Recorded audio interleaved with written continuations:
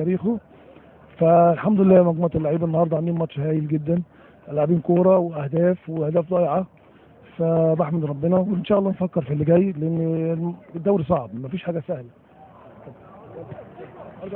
يعني كابتن ابراهيم، يعني شايفين لعيبه المصري بقوا محط انظار انديه تانية وبيسعوا ان هم يتعاقدوا معاهم، هتعاملوا ازاي مع الملف ده كابتن لا لا، ابراهيم؟ مفيش الكلام ده، محدش هيقدر يتعاقد مع حد من عندنا، لان اللعيبه هم عارفين اللي عايز ياخد خطوه ممكن تعكس معاه في ما تعرفش. هو انت هنا راجل بتأدي كويس وعندك شكل كويس وربنا موفقك، وتشتغل مع ناس بتفهم وتشتغل مع ناس بتتعب، وعندك مجلس اداره موفر لك كل حاجه. مجرد ان انا اروح في حته، مجرد الانتقال يعني. بالعكس، انت الناس اللي يعني ما كانت لعيب برشلونه كلها انتقلت.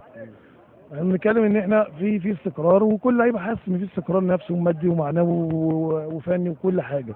فانا شايف ان الكلام ده مش موجود. كل اللعيبه الحمد لله 99% اللعيبه بتاعتنا عندها عقود وملتزمين. في لعيبه واثنين لسه التجديد بتاعهم بس يعني ان شاء الله الفتره اللي فاتت قطعنا شوط معاهم، والفتره اللي جاي ان شاء الله هتخلص بدون ذكر اسامي يعني. كابتن ابراهيم، تقول للجماهير بورسعيد يا كابتن؟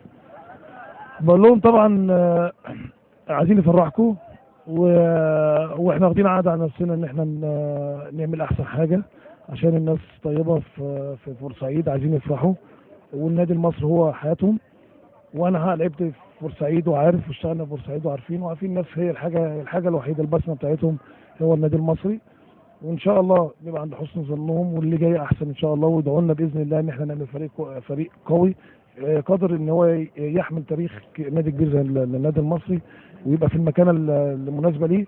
وان شاء الله تبقى خطوه للسنه الجايه كمان باذن الله، نفنش الموسم دوت على خير ان شاء الله، ونعمل مستقبل الموسم الجاي باذن الله.